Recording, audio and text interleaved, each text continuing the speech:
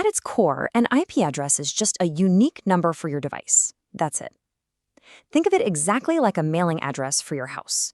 Your computer, your phone, your smart TV, each one gets an IP address so that all those little data packets, like that cat video, know exactly where to deliver the goods. It's literally how devices on the internet find each other and start talking. Okay, so this digital address doesn't just, sit there looking pretty. It's actually a busy little thing. It has two super important jobs that basically make the modern internet possible. So let's break down what it's really doing behind the scenes. All right, job number 1, it identifies your specific network connection. Job number 2, it pinpoints your device's general location. Now, these addresses aren't just pulled out of a hat. They're mathematically assigned by this global organization called the Internet Assigned Numbers Authority, or IANA for short. And in the system most of us have been using for years, IPv4, this gives us a range of numbers that goes from all zeros up to all 255s.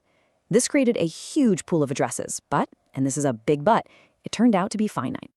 All right, this is where things get a little more interesting because not all IP addresses are created equal.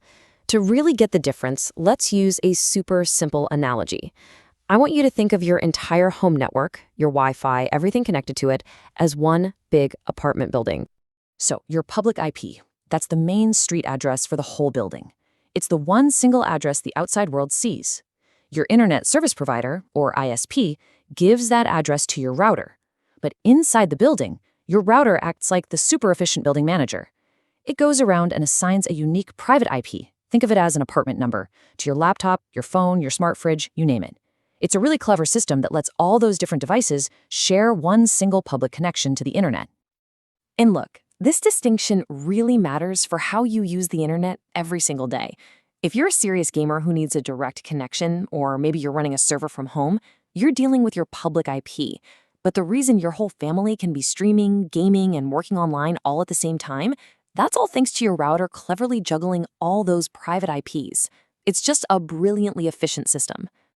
Okay, so we've got public versus private down, but there's another key distinction we need to talk about: whether an IP address is permanent or just temporary. To get your head around this one, think about the difference between having a permanent reserved PO box at the post office versus just being assigned a random temporary locker every time you go to the gym. A static IP is just that, static. It's fixed, manually set up, and it does not change, ever. Businesses love these because their websites and email servers need a reliable, consistent address that people can always find. Most of us at home, though, we have a dynamic IP. This means every time you connect to the internet,